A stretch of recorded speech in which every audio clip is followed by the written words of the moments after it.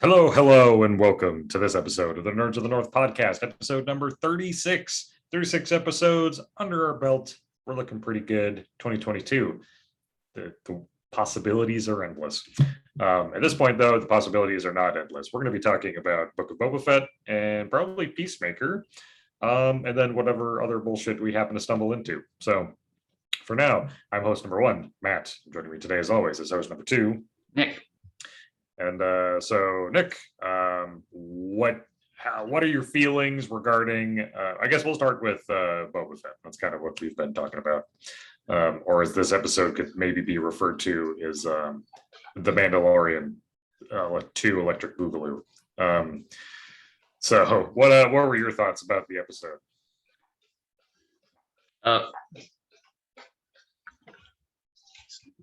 He's just drinking, man. Sorry. Yeah, no, I really loved it. I think it was probably one of my favorite things that I've ever seen of Star Wars on screen. I really enjoyed the whole thing. Thought it was really cool. But you're right, though. It definitely felt like an episode of The Mandalorian, not necessarily a book of Boba Fett. Which the more I think about that name for the Book of Boba Fett, I don't really like it. It kind of annoys me. I think they should have just called it Boba Fett or something. But I'm sure there's a reason they called it Book of Boba Fett. Do we know that?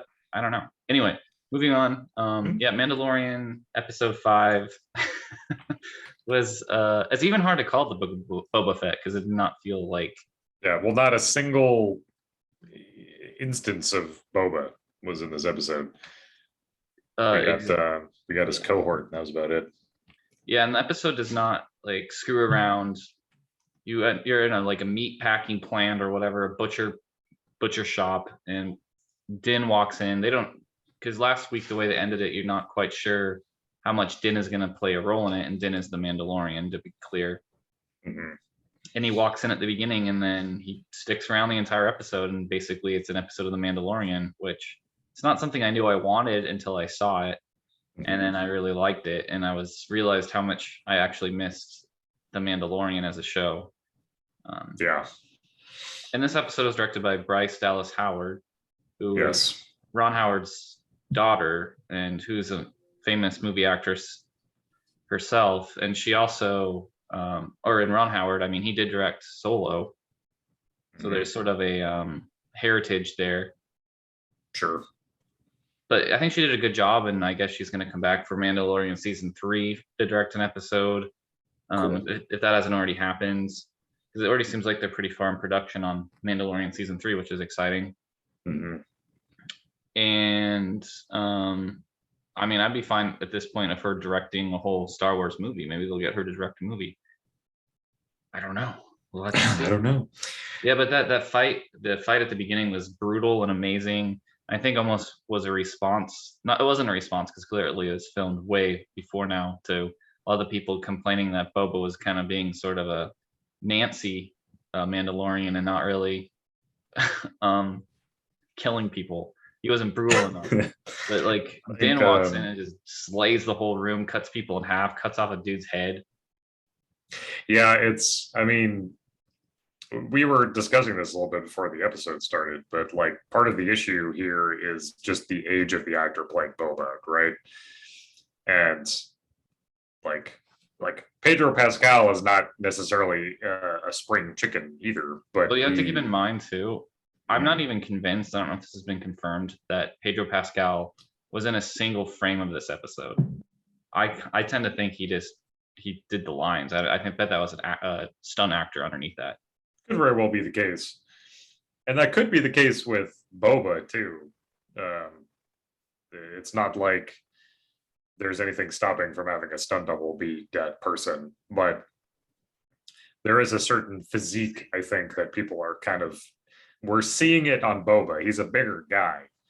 He's not I wouldn't call him like necessarily overweight or anything, but he certainly has a bulkier build. He's a big dude, whereas Pedro Pascal is definitely much thinner, more wiry, I guess is kind of what I would say.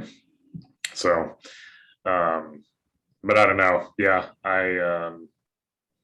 it almost would make more sense. I'm kind of wondering if they're gonna worm some way into Boba taking on the responsibility of the Darksaber, maybe. He seems they've been really hammering away at this intent of him to, to rule over Jabba the Hutt's old territory.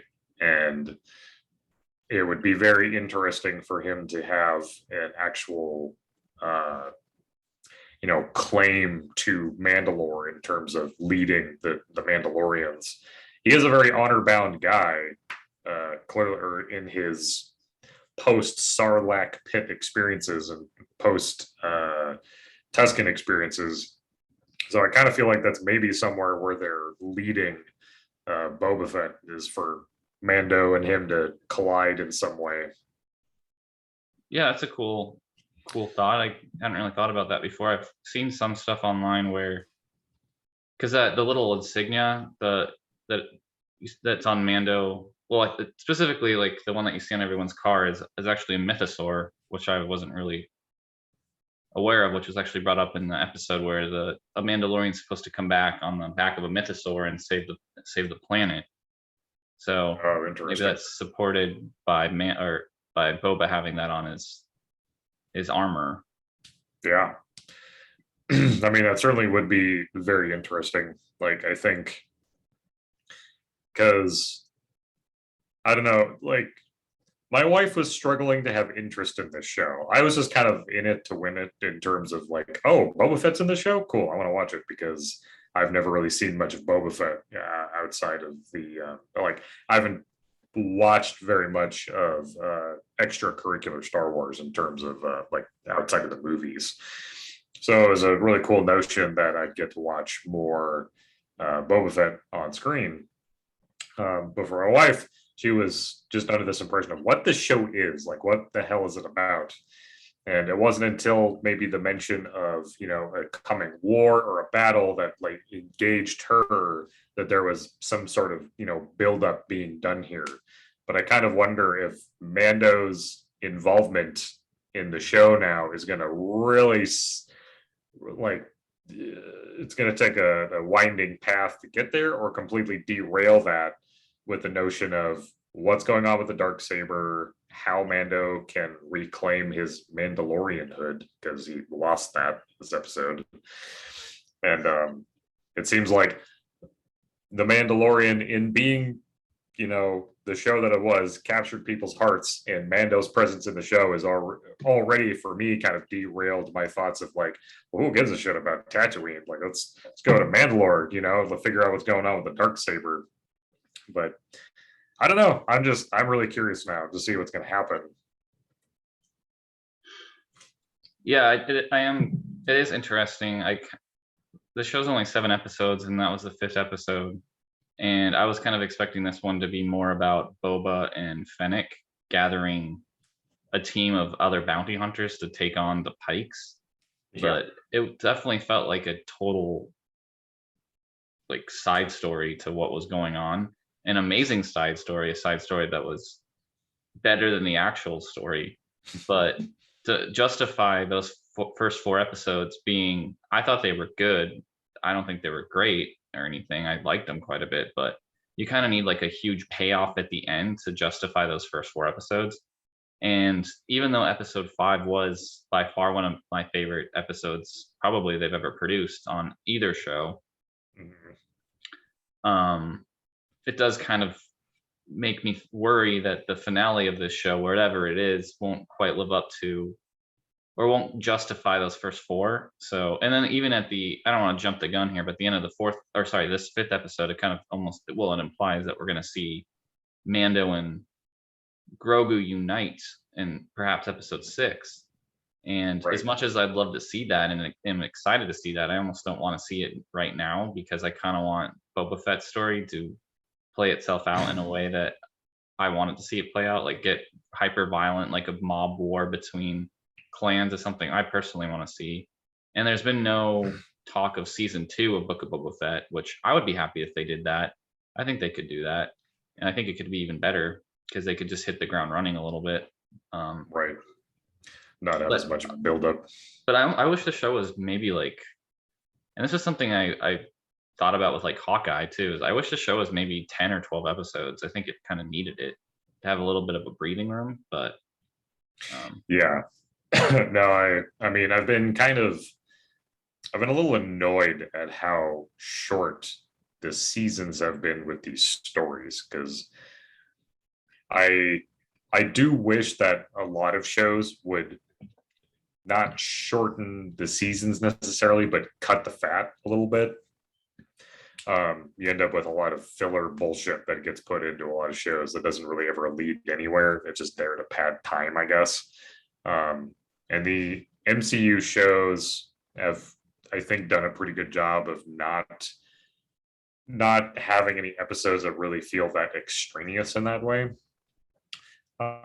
With Book of Boba Fett, though, I don't really know what episodes are muscle and what are fat at this point. Because, yeah, like introducing the Mandalorian into this,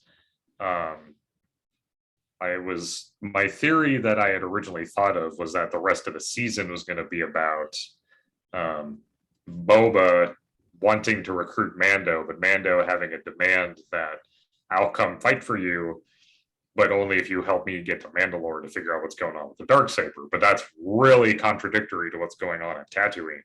So now I think it's going to be the opposite of what I was originally thinking, is that Mando is going to provide his services up front to Boba to help in his battle with the coming enemies, and then to compensate for that, Boba is going to go with Mando to Mandalore to help regain his Mandalorian brotherhood.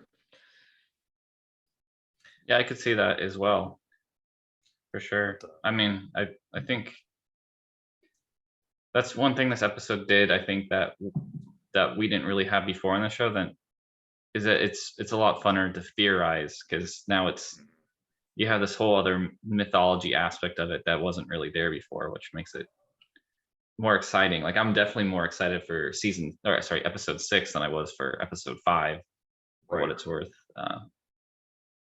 But this episode was just cool in general. Like I said, that opening fight, like I thought it was really cool. It's like something that young Nick would have loved to see, just with Darksaber cutting through gangsters, like these dog looking men. That I thought the costumes looked really cool. And then that scene where he's going up the elevator and there's that he has the head of the guy, like Yeah. the little sheet yeah. And then the alien was in there with him, and that shot's really cool because it tracks him through the whole thing. And I've watched the episode a few times now, and it's just cool how he walks up to the woman or the alien creature who's speaking Huttese, and he puts it on the table, and the camera actually, like, it kind of like circles the table, and then like goes behind everyone, and then comes back to the Mando, and then it follows him back out and afterwards, which I thought was pretty cool. I love that shot. I pointed that out when we were watching it, and I was like, this has been all one continuous take. Like either that or they melded it together really well. But yeah, it was really interesting. Yeah. And then all the stuff where he goes, and that the planet or whatever they're on, like, look like something from Halo or Elysium. I don't think there's been anything quite like that in Star Wars yet, as far as I'm aware. So that's pretty cool to see. I don't really know the context of where it's at or why it's there or what's going on exactly, but it's pretty nifty. Yeah, I thought it was really cool too. I was first immediately was getting Halo vibes from that. Yeah, it's like a whole world on this ginormous ring.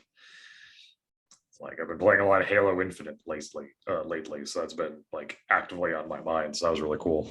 Yeah, and then when he goes under the station, which I suppose would be on the outside of the station, like if you think about it. Yeah, they're the underside, I guess. The underside, yeah, and that whole scene with I'm drawing a blank on her name. You're looking it up. Yeah, because it's driving me nuts that I don't remember her name either. Let's see. Do they just call her the Armorer? I think so. I think she's just the Armorer. Armorer? Yeah, I think that's just who she is. But she's a really cool character, and I like the way she, for lack of a better word right now, I can't really think. The way she speaks. Her voice is really cool. She's almost mystical. It's really sweet. And then him learning how to wield the blade, and it's heavier because he's not focusing. I like that aspect of it too, which actually is from Rebels, which I had forgotten about that. That's cool.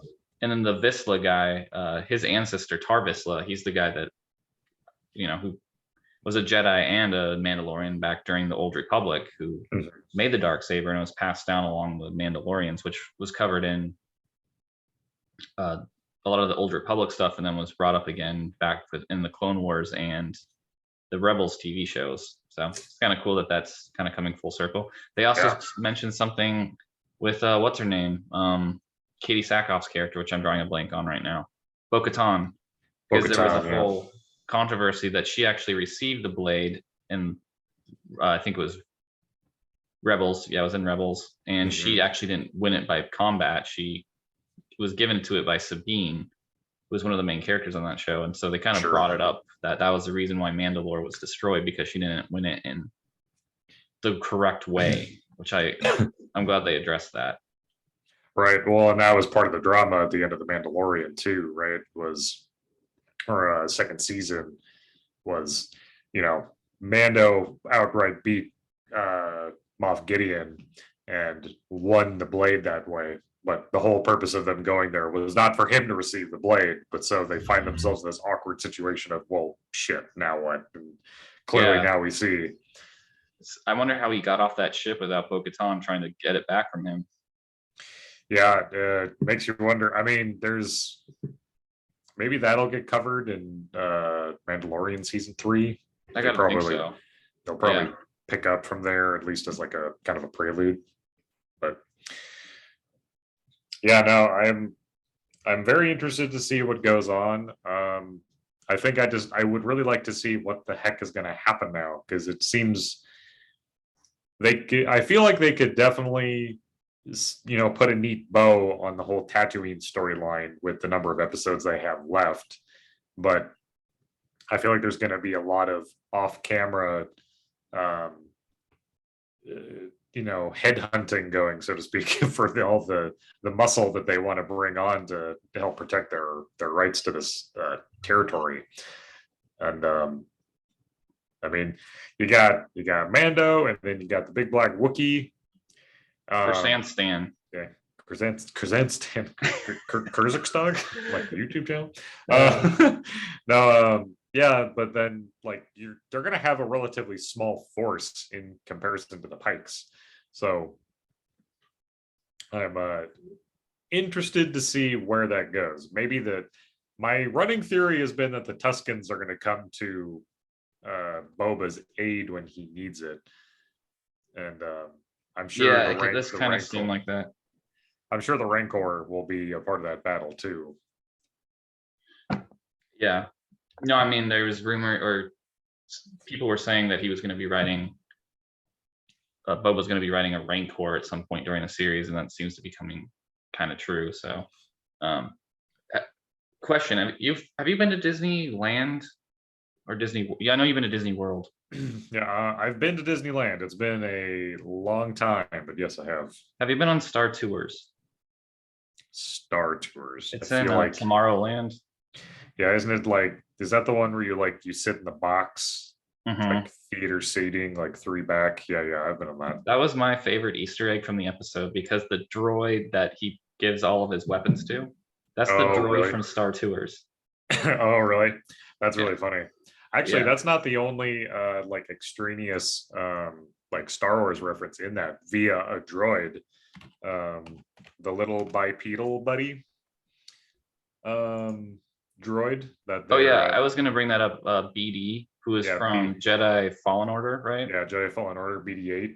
Yeah, no, there's a lot of Easter eggs, especially in the second half of the episode, that I was really loving, because they had when he goes to the planet Tatooine and then meets up with Amy Sedaris's character, that I'm drawing a blank on her name right now. And I love the little the droids. I can't remember what they're called. Like the little droids that work on ship, like the pod racers and stuff. Shoot. Yeah, what are those? And then she also has the astromech droid that Dumb series. Pit droids, I guess. Hit droids. There we go. Yep. And then she also has the astromech droid from A New Hope, the one that exploded. The Jawas had it. Oh right, yeah, the red one. Exactly. That's that droid. So That's she really has all funny. these like funny little droids, and I can't remember. It's Amy Sedaris. She said that Dave Filoni told her to play the character like Danny DeVito's character from Taxi, where at first comes off as like super rough, but the longer the character's around, the more you realize that they're the most trustworthy person around or something. So I've never seen Taxi, but I love that. yeah. Yeah, no. So I guess the designation on that particular droid is not BD-8, but it is a BD series droid. It's called BD-1. Cool. Yeah, I mean, I've never played that game, but then I looked it up afterwards, and it made me really happy that they included that, Or because wait, it's little stuff BD-1? like that that really makes the universe feel connected, but also bigger. Maybe not. Maybe that isn't. I thought BD-8. I don't know. It's a BD droid at any rate.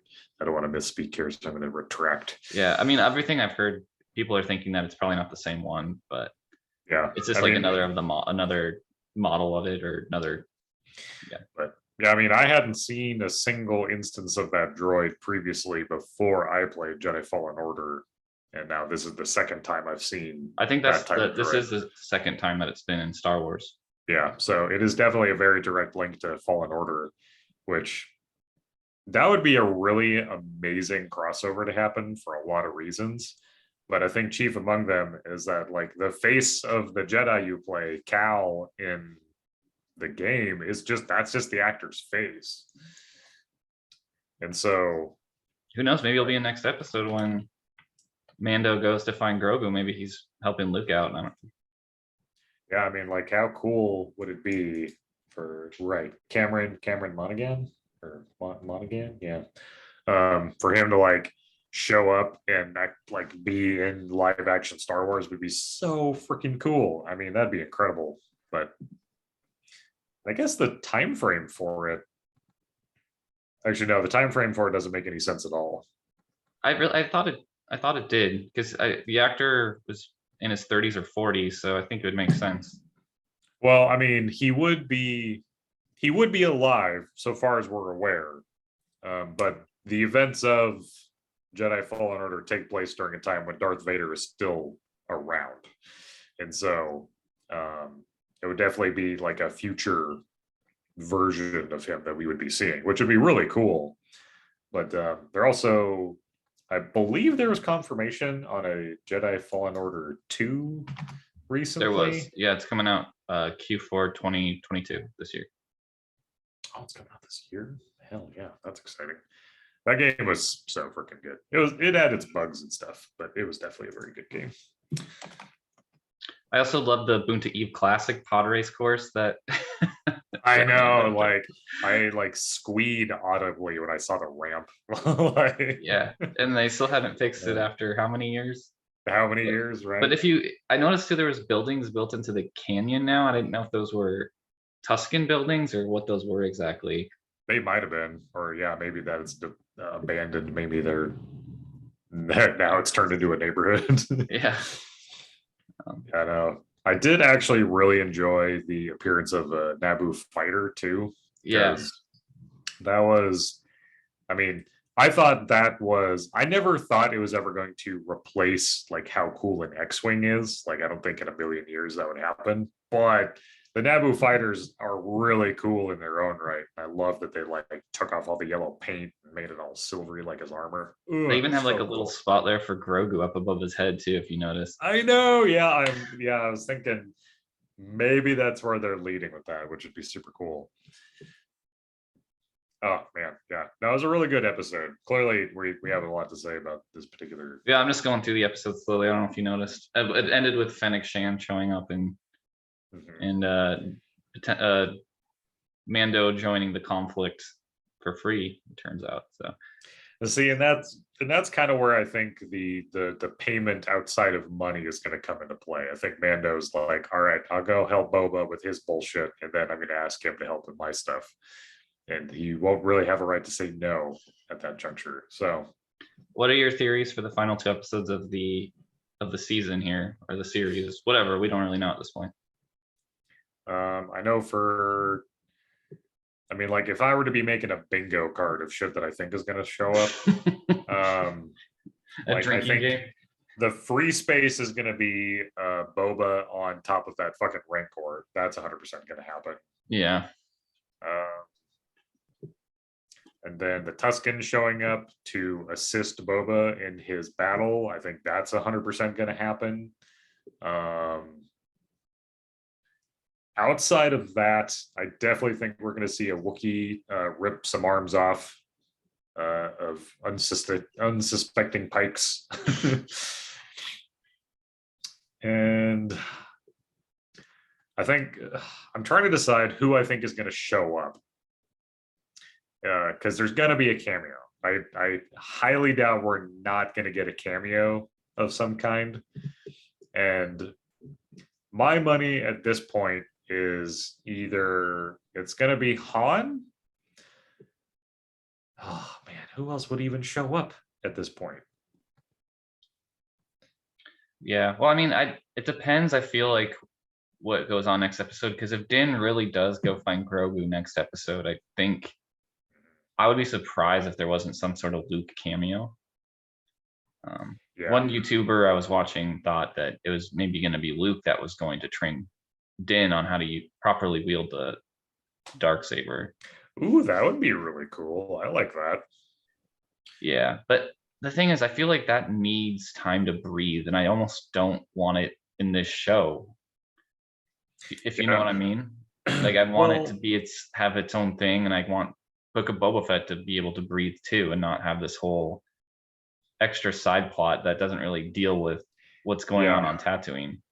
It would be like it's like a photo bomb, and the photo bomb portion of the photo is infinitely more interesting than the actual subject matter. Like, because yeah, that's kind of my issue with this, is that like now I'm brainstorming about Mandalorian shit, which seems infinitely more interesting than it's like if we took a selfie together, Matt, but in the background there's like, I don't know, a really hot girl. I mean, it's like every meme photo on the internet of like, you know, it's like, oh look, there's a guy dressed as Spider-Man in this, and there's like a girl in the photo who's got a super low cut shirt, right? Like, yeah, it's that shit all over again. And in this case, Mando is my hot babe, and like I just have a hard time justifying paying much attention to what's going on Tatooine. Yeah. But I don't know. I like Boba Fett. I want him to be successful. It just is like we haven't had as much time with Boba Fett to care about him as much. And like not being a dick doesn't necessarily make me want to pay attention to you as a you know, the show's subject matter. Like he's generally shown himself to be a pretty respectful person, and he wants to give people a chance no matter what, and offers them a chance, generally regardless of his time with them, that tells him otherwise.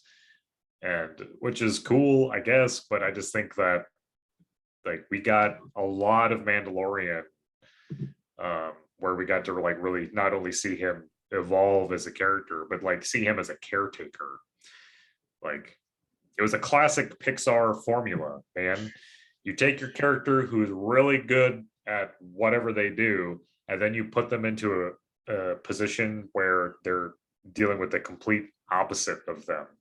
Mando is a expert bounty hunter. He's a badass. It's like, okay, now you daddy. And so that's what made that show so compelling. And so far with Boba Fett, it's just been like, okay, he's Boba Fett. He's good at being Boba Fett, whatever that means.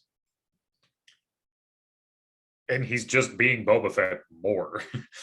So I don't know. It's hard to compare the two because it seems like one has a huge leg up in terms of interesting storytelling. Yeah, I mean, I am compelled by Boba. I do think there's a story going on there, and I think we were supposed to be asking. I think the audience was supposed to be asking why he had changed so much, but I don't know if the show really set up that question in a way that where the majority of the audience like wanted to know why that was going on. I think there was more just confusion why he wasn't acting the way we were expecting. Right. But I think the story they did want to tell was the one like that was changing and he had a reason to be different now. But and they were showing that through the Tuscan relationship that he had built. Mhm. And even that little vision quest, like I'm still kind of thinking somehow there's some sort of relation to water. Something's going to happen with water in the show. I don't know what. Right. Yeah, I know we discussed that And theory last week. I think maybe like that's how Boba's going to solidify his power in the end, is that he's going to be able to offer water to the citizens at no fee or something like that. It's just kind of Sure. a recurring theme, kind of where I want to see it go. And I'm always wrong about this crap. So take it with a huge grain of salt. If I'm right, then I expect to be patted on the back. But what I want to see is Boba building up a team of old bounty hunters from some of the older movies and media. He already has Kyrsanstan. I love that word, is crazy. I'd love to see maybe like a Bosk or a Dengar or a Valance come in and like kind of back him up against the Pikes that are coming in. Sure. And the other character that I would love to see that I think he would need almost a whole episode just setting him up for being there would be Cad Bane. I don't know if you've seen Clone Wars at all. Oh yeah, he's like the cowboy hat guy. Right, and he was on the Bad Batch too. Oh, was he? That's cool. Yeah, because that's actually how Boba got the dent in his helmet, was from a duel with Cad Bane. So there's bad blood there. So it'd be kind of cool to see that character come around and then sort of resolving old beefs. I also think if they wanted to go with a season 2, I think there is a lot of interesting area they could cover with the characters with Boba's sister, Omega or whatever. Yeah, like I would love to see what that. I mean, because Fennec Shan knows about Omega, so I don't know if she knows that she's another clone or what exactly is going on there. But I'm surprised that she hasn't brought that up. But so I think there's a lot of interesting things.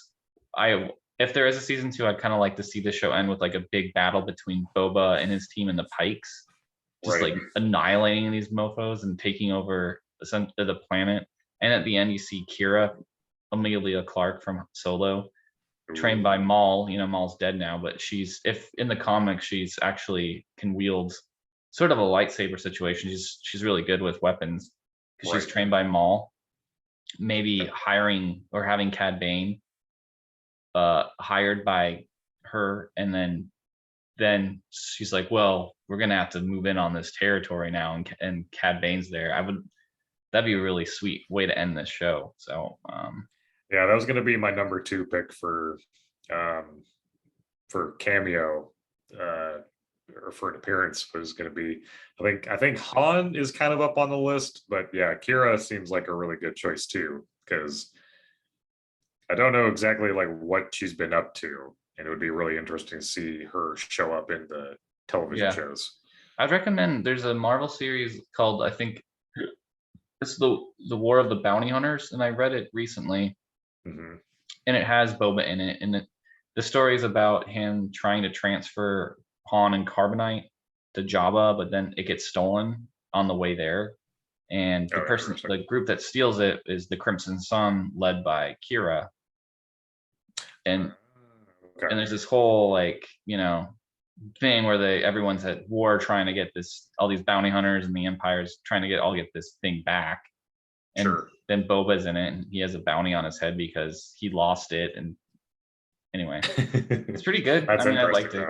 Yeah, that's one thing I kind of think that they could do on Disney Plus. You know how DC, well, of course, they make movies of popular graphic novels that came out, like a lot of Batman ones, and I think anyway, you know what I'm talking about. Like, I would love to see Disney just make like maybe hour-long movies or hour-and-a-half-long movies animated of some of the cool graphic novel stories or novel stories that have come out.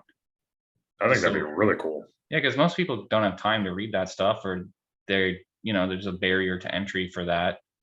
And I think knowing it's there in the first place, yeah, I mean, like that, what you're talking about sounds freaking cool. It's not a thing I even knew existed. hmm So I think it stands to reason that a lot of people would be interested in that kind of thing. They just don't know yeah. it is a thing. It's also kind of weird too. I feel it doesn't feel like it becomes official canon until it appears on screen. If that Right. makes sense. And even it's Yeah, kind of no. true with live action stuff. Like, Mhm. even though a lot of this stuff has been covered in the animated shows by Dave Filoni, when it appears in live action, all of a sudden it's almost becomes confirmed in my mind that it actually is part of the universe and not just fan fiction. Like Chrysanthemum coming into the universe from the graphic novels onto the moving screen, or It's really cool. or obviously Ahsoka coming off the animated shows into live action sort of Right. solidifies those characters to me. So, and seeing 100%. the Yeah. I want to mention one other cool thing that the episode did: the scourging of Mandalore. It's like straight out of like the Oh, Terminator. yeah. They actually see that Oh, in live man. action was cool. I know. That was really cool. It was Yeah, sad, but it was cool. I mean, yeah, But well, cool. Yeah, no. I look forward to seeing the next episode.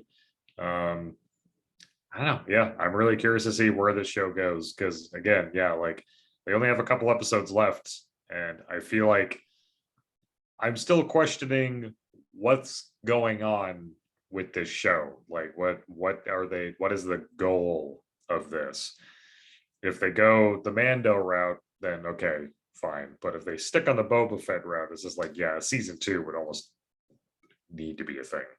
But if you could have one Star Wars show, um, what would it be? Like just like a fan, like, man, if I could see this show, I'd be like, I would die happy, or just a really cool idea that you have. I don't even think this is a cool idea. This is okay, this is just off the top of my head.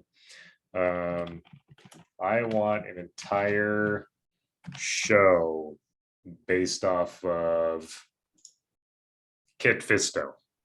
There you go. I want a whole show just about the Jedi Kit Fisto.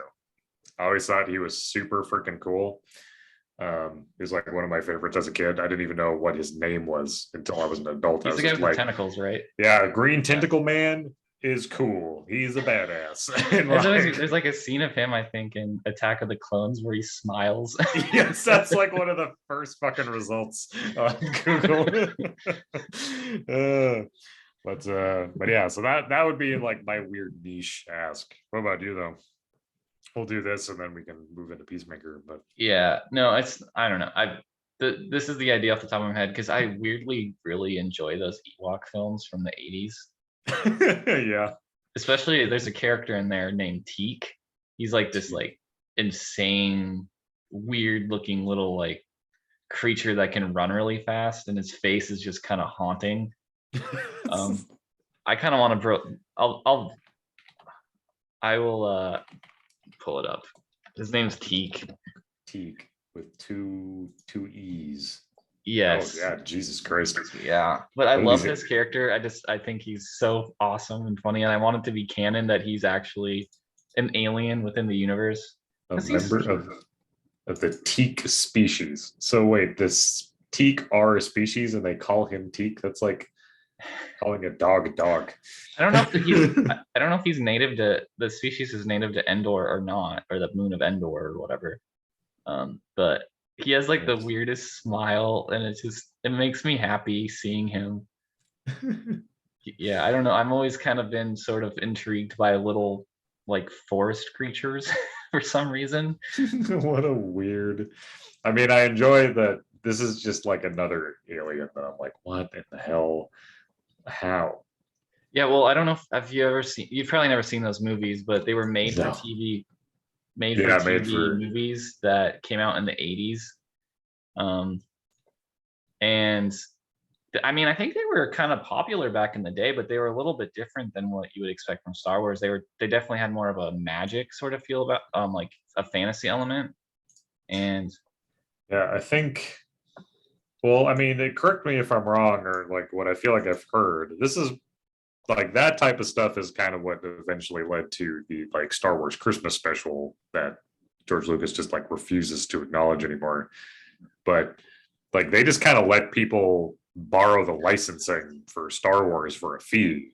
Yeah, like Well, no, George Lucas was actually, I don't know, there's a random tick on there. But he was actually a part of it, like making the show. Like it wasn't something that he didn't have input into.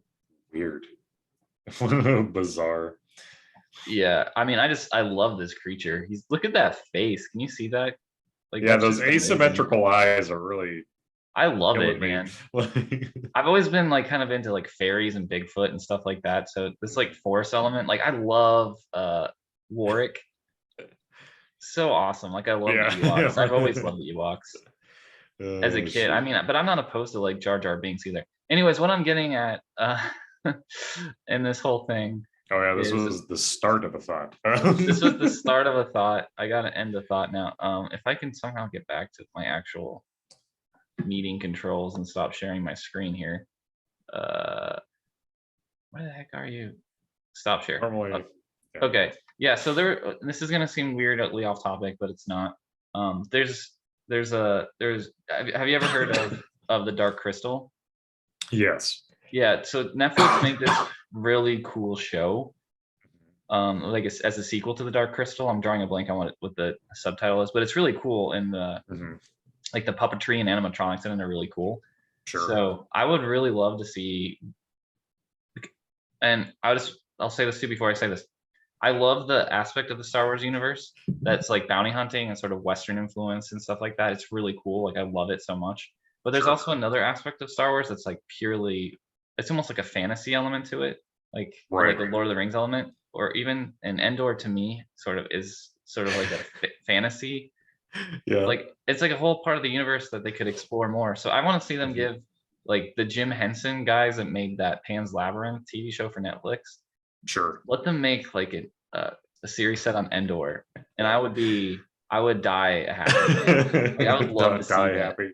Yeah, I love it because Endor is such a cool planet, and like just that first movie that they made on Endor with like the Gorax, it's so like something straight out of like Oedipus Rex or something. It's just awesome, and that's what I want to see. It's not what anyone else would want to see, but I mean, I like the weird niche nature of it. I'll give you that.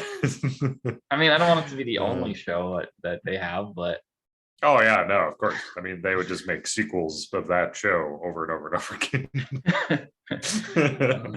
Yeah, they could do so much with Star Wars. Like there's so much they could do with it. I mean, we're getting way more Star Wars than we ever got previously with everything going on in Disney Plus. So that by itself makes me really happy. I mean, this year alone, what are we getting? We're getting like Book of Boba Fett, we're getting Kenobi, we're getting Andor, we're getting The Bad Batch season 2, we're getting probably Mando season 3. That's just on the TV side, and then like video games, we're getting like Jedi Fallen Order, Lego Star Wars. Like and the studio that's going to be behind a lot of these Star Wars games is Respawn, whom I have a huge fondness for. A lot of people probably know them more recently for Apex Legends, but they made the Titanfall series, which I am like absolutely in love with. But yeah, Respawn's a cool studio, so I look forward to them being able to do something really cool with Star Wars. So yeah, I think the movies, they got to go Old Republic. That's what I think. But yeah, I mean, I think it's just too soon to return to the world where Rey Skywalker is walking about. Yeah, I'm kind of over this. I mean, I was over the sequels for a long time, but I don't really care to ever see Rey or Finn again, honestly. So that's just me. but yeah, so all right, well, closing the Star Wars portion of this episode, we're going to move into Peacemaker a little bit. I don't think we'll probably have nearly as much to say about Peacemaker, but I'm fully caught up now, and I assume that Nick is also caught up. So what did you think of, I mean, I guess we haven't really talked about the show much at all. What have you thought about Peacemaker so far, and what did you think of this most recent episode? I mean, I like it. I think it's funny. I like the characters on the show. I mean, I think the standout is definitely John Cena as the Peacemaker, and I don't know the actor that plays the vigilante, but he's good too because they're both funny characters. I can't. Is it Amanda Waller? Right, that's the head of Yeah. of the Suicide Squad or whatever division of the government. Yeah. Her daughter is in it. I like her daughter, but yeah, it's fine. Like I like it. It's a nice to have on the background. I'm not like super intrigued about this show in general. I thought that was an interesting twist at the end of episode 4, where it turned out the leader was a monarch, butterfly or whatever. Which kind of brings up what makes you question why he wants to kill the other ones or what's going on exactly. So yeah. I'm curious. I mean, I'm curious as to his motivations. I feel like I don't think he's actually trying to kill the rest of them. I think this is kind of a wild goose chase. He's giving them enough to like egg them on further along the line, but it's mostly to distract them from what's really going on. That's kind of my thought. But no, I agree. Like, I actually have been really thoroughly enjoying this show a lot now. Every episode has just built upon itself really well, and I think there's a lot. What I would say is I feel like there's a lot of heart in this show. There's a lot of character, and the dynamics between the characters have just been getting deeper and deeper, and the like relationships are growing in a really interesting way. Like, I've really, really thoroughly enjoyed this, and I'm gonna be sad to see it go when it ends. Yeah, I don't even know how many episodes there are of this show coming out. Also, the name of the actor you were thinking of is Freddie Stroma. Yeah, I was reading an article actually. They had filmed, I think, the first 5 or so episodes with a completely different actor playing the vigilante. So then they went back and refilmed all the scenes over again because I guess there was creative differences or something. I wonder if that was part of the reason why he never demasked in those initial. Well, from what I understand, they refilmed all his scenes with him under the mask too, so there was no confusion. I don't know how many episodes. Is there only going to be 5 episodes of the show? No, there was another one that came out, wasn't there? Midweek. Yeah, I haven't seen episode 5 yet. Oh, really? I have. So. Oh yeah, no, I haven't seen that yet. So see, I forget that because usually HBO shows, like the actual HBO shows, come out on Sunday. Because I'm also following Euphoria and Righteous Gemstones, and I'm a fan of both, and those come out on Sunday. Well, then I won't give. I'll try not to give anything away then. Okay. What I will say, or kind of touch on what I had mentioned to you, is that if this is the type of show that DC needs to be making and the type of talent they need to pull to make their superhero stuff actually not complete dog shit, then I am super on board. Because like James Gunn has done a great job with Peacemaker, and he did a fantastic job with the Suicide Squad movie. And maybe it's just James Gunn. Maybe it's just the fact that we're like, Peacemaker is a goofy ass motherfucker. Like, he's a weirdo. And same thing with Vigilante. Like, it's DC properties that aren't taking themselves so g-dang seriously. And it's not Batman and Superman and Wonder Woman pondering about the nature of existence and dealing with apocalypse and saving the world and all this bullshit. It's Peacemaker, like, just having to deal with his childhood trauma. And there's something like really endearing about that. But he's also a dick. And so like he was really hard to like early on in the show, but as things have moved along here, I've just found myself really enjoying all the different characters, faults and all. And well, I think there's room for both in the same universe, you know, like oh yeah, 100%. 100%. We both liked Zack Snyder's Justice League, which took itself very seriously. Yes. That was my dog. But yeah, I mean, like, I think there's space for both of them for sure. But I think this is a good place for DC to be right now for just like quality control standpoint, I guess. Well, I mean, don't mean to interrupt you. So if you have a point you want to No, finish no, before. please. We've talked about this before too, and I think one thing that DC can do that Marvel can't is be a little bit more experimental, and also Mhm.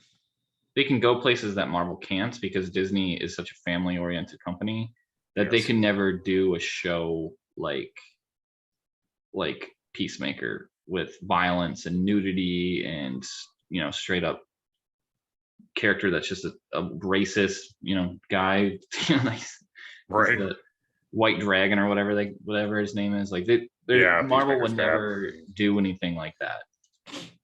Oh yeah, I mean, Disney will I mean, in what we talked about last episode, like Disney won't even fucking touch the name of Boba's ship with a 10-foot pole in the show. And that's just the name of a show or of a ship that got named years ago for like unrelated reasons. But they don't want to talk about Slave One. And I can't necessarily blame them, but yeah, no, I think you're right. DC. I've heard that Doom Patrol is also really, really good. Is that part of the like cinematic DC universe, or is that part of like its own thing? I think that's its own thing. I think Doom Patrol definitely has crossover with Titans, but I will say, with zero regard for whose feelings I heard, Titans is fucking garbage. Is a terrible fucking show, and I struggle to even think of any one redeeming quality for the entire fucking franchise. So not to put it lightly or anything, but Well, DC also has like a thing going on where not every single show has to be part of the main universe, which I kind of like too. So they can they can be more creative and screw around a little bit more with weird ideas. I think that like Doom Patrol, I think fills that niche really well, and then like Peacemaker clearly has connections to the films. They've used shots from the film Suicide Squad in the show itself as flashbacks, so it's like clearly there's a very strong connection there. And they've talked about a bunch of different heroes. I've really loved how they've talked about Batman and Superman. I know, yeah, and I was gonna say too that James Gunn, who's behind the show and the Suicide Squad movie and Guardians of the Galaxy, actually, that he said that there could be another spinoff of a Suicide Squad coming out as well. So, I wonder if it'd be Ratcatcher 2. That's what I was thinking. It would probably be Ratcatcher 2. Yeah, I mean, I think that would be a really fun show. Yeah, no, and then what was it? Yeah, Idris Elba's character, Bloodsport. Yeah, I guess there could be a Bloodsport show. I feel like Idris Elba would be kind of a hard pull for. That's what I think too. Yeah, like he's a little bit too A-list. He's very A-list. Like, yeah, I will say though, like I don't know anything about John Cena and his acting chops at all, but he is slaying it in this show. I fucking adore him now. Like, I would say I'm a John Cena fan at this point from like just his portrayal of this character. He's done a fantastic job. Yeah, I mean, he really has. I think I agree. I mean, I agree with you. He definitely has that sort of dry humor thing going on, which is pretty great. So, but I think I will tell you this. I think this newest episode of Peacemaker will maybe push you more into the I'm kind of loving this camp. Okay. Like, I just think it does a really good job of like it cements this weird little family together a little bit, which I'm really into. And James Gunn apparently loves this shit too, and because he's done it several times already with all the Guardians movies. But yeah, man, I cannot recommend Peacemaker more. It's been really solid. And actually, yeah, the notion of another spinoff from Suicide Squad. If James Gunn's at the helm, then I would be very excited. Yeah, well, I'm just looking at this. I didn't realize. So James Gunn actually directed the majority of the episodes of this series, so, which I didn't realize actually. So. Yeah, I mean, that stands to reason. The quality's been very good, and like I just think that it's so different. I know that I've been I was actually going to probably poll you a little bit too for some ideas for graphic novels I can read that are not Marvel or DC associated. Because as much as I love reading comic books and graphic novels from those worlds, it's so I'm saturated with that amount of, or from content from those two studios. So I kind of want like my next Invincible. I want my next Saga, you know, to be able to fill that void. Because right now I'm trying to fill it with Hellblazer, and it's fine. I like Hellblazer, but it hasn't been like really getting me in, you know. Well, I'm a huge fan of the Sandman series by Neil Gaiman, but that's technically part of the DC universe. So it can't be part of DC or Marvel at all? I would prefer for it not to be. If it is, then it needs to be a very like standalone property. Like I don't want Spider-Man swinging in at some point. Like yeah, you don't have to worry about that with Sandman, really. I really enjoy Swamp Thing. I know you're not a huge fan of that, maybe. I wouldn't say that. I've given some thought to reading Swamp Thing. Just more of I've had a hell of a time even getting my graphic novels recently. I think you would really like, this is very entrenched in the DC universe, but 52 is, I think, was pretty excellent and kind of gets you more aware of some of the lesser known superheroes within the DC universe. Sure. It's called 52. It's pretty good. I should reread it. It's been a long time actually, but I remember enjoying it because you learn a lot about like Black Adam and Booster Gold. That's interesting. Yeah, it's like a year or something in the DC universe where the main superheroes went away, like Batman, Superman, Wonder Woman, Aquaman, the Flash. They all went away for a year, and basically it's that year that they're gone that it kind of takes place in. Interesting. Renee Montoya. Yeah. But and I mean, I really enjoy a lot of the Star Wars graphic novels, but I'm kind of a uber fan. Oh, the question. There's Why the Last Man, if you ever heard of that. Actually, yeah, I literally held that comic in my hands today. Mm-hmm. There's a comic book store that we like going to here, and Evan was picking up all of her Nightwing that she's been neglecting, and Sweet Tooth as well. Both those shows have had Sweet TV Tooth. shows made about them recently. I think, if I remember correctly, I think Why the Last Man was written by Jeff Lemire. I think, is that right? And also has Brian K. Vaughan attached to it. I know that. But I don't know if he wrote it or if he. I think I'm wrong about that. I can't remember. I think Why the Last Man. I think you're right. I think it might be the same guy who was behind Saga. Yeah, Brian K. Vaughan. Yeah. Yes, you. Yes, I was. Yeah, Brian K. Vaughan. Yeah, Jeff Lemire, I think, is who did Sweet Tooth. Anyway. But yeah, that would definitely fit in my alley, at least in terms of writers. Because yeah, I mean, I love Saga, and I am very glad that Saga. Walking Dead. I have made attempts to read The Walking Dead. I actually have a lot of Walking Dead I haven't read yet. Maybe it would be a good time to dig into that backlog.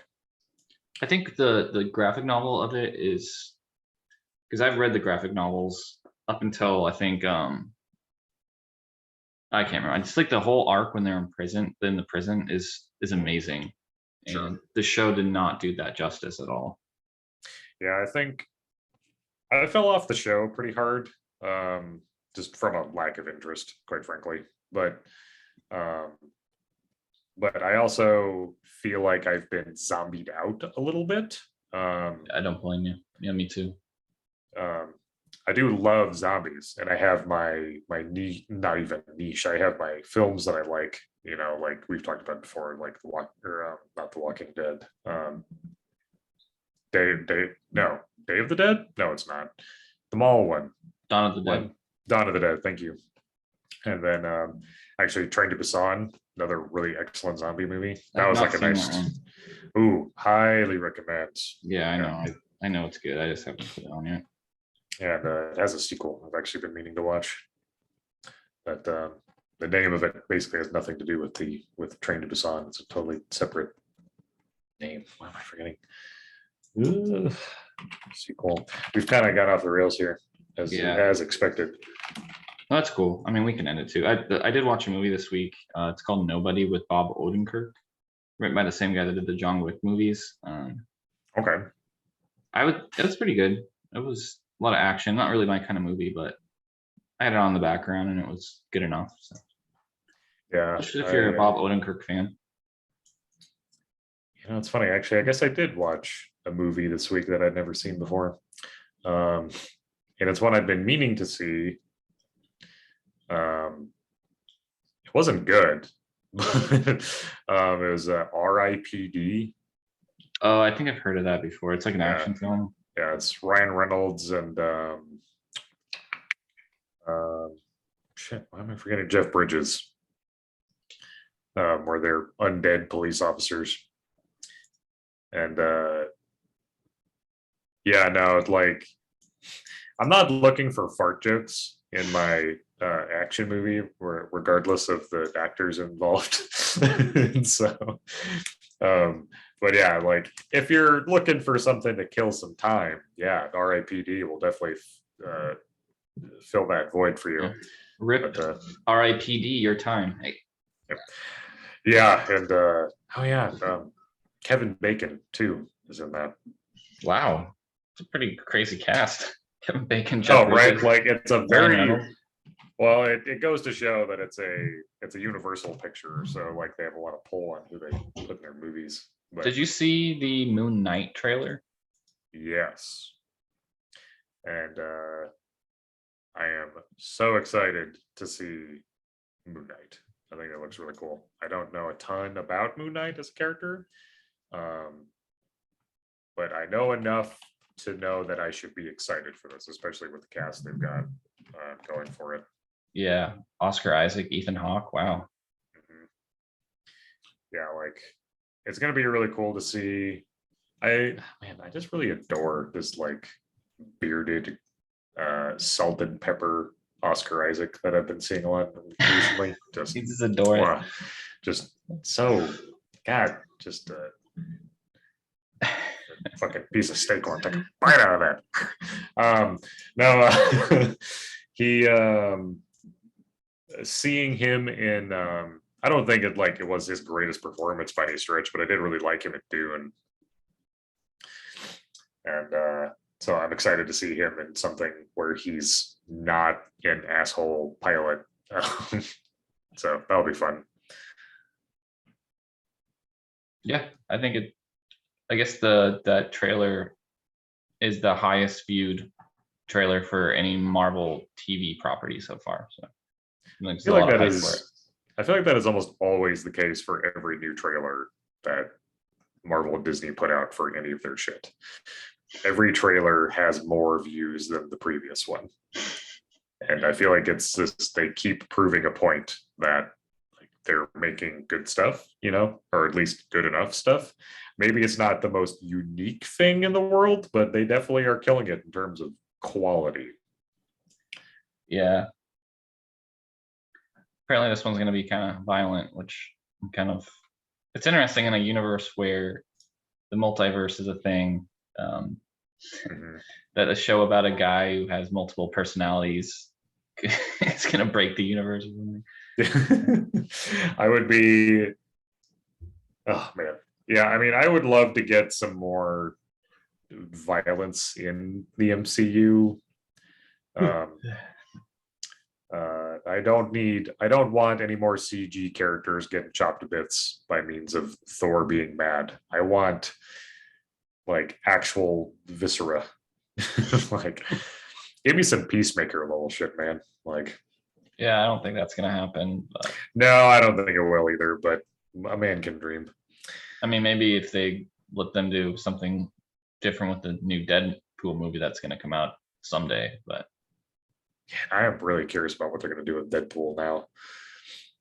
Because what a weird place to put Disney. It's like, here's this character that is so off-brand as to be upsetting to like what Disney has built Marvel to be, and they got to find a way to incorporate him into all of this. because God knows the internet's not going to let that shit go. They're not going to just be like, oh, Ryan Reynolds is Deadpool. Whatever. We can live without that. Fuck no. Like, that's not going away. So, what are they going to do to incorporate this character into this? I have no idea. Yeah, and he's such a popular character too. He is hugely So popular. it's not like they could just release like a PG-13 movie with Deadpool. I don't think it would fly people. Oh, golly gee, I'm going to shoot you in the head. No, like, that's like, So they did, I think, re-edit the Deadpool 2 to be PG-13. I remember they released something like that at some point, but as like a version of it for like Disney Plus or something, or I don't remember exactly what it was for, but they re-released it and put it in theaters, I think, as a PG-13 movie. Cool to PG-13 cut? I think so. I don't think you're crazy. Let's see, Ryan Reynolds proved that they can make the character work with a PG rating. Who the fuck thought this was a good idea? This is Deadpool, man. Why the hell? Like, just let it be what it is, man. Yeah, it's like Once Upon a Deadpool. It's a PG-13 rated cut of Deadpool. Oh, right. I remember this. Okay. See, if there's alternative versions of the movie, one where it can be watched by someone who's younger versus the real version, because it is the real version, that's rated R, then I would be okay with that qualifier, I guess. But yeah, I think that even happened. I could be wrong before Fox Studios got bought out. I could be wrong though. I don't think you're wrong. I think they did, because this happened quite a while ago. Yeah, I'm seeing 2018 for Once Upon a Deadpool trailer. Yeah. But anywho, I feel like we're trailing here. No, I think we're at a good spot. We talked about Peacemaker and talked about Book of Boba Fett. I'm excited to see more of that. Nick, you definitely should watch the newest episode of Peacemaker. I think that'll be the push to give you more to the I'm kind of digging this type vibe. But I mean, I like it. Don't get me wrong. I'm not to the point where I'm like, no, see, but what what you're doing is you're like, I mean, I like it. I like it. Like, no, this will be like a strong, like, yes, I do like this a lot. But yeah, okay. So thank you everyone for joining us today on this episode of the podcast. We will be back next week with new thrilling content, probably talking about the exact same two shows we've been talking about already, with new and hot takes like DC bad and Star Wars good, and then go from there. Maybe. I mean, people were quick to turn on Star Wars after episode 3. So. People are. I mean, I understand why people are mad about the third Star Wars movie. I don't want to know why people are mad at Boba Fett for having fucking colorful mopeds. No reason to be mad. But anyway, thank you all for joining us today. We look forward to talking to you guys next week, and take care.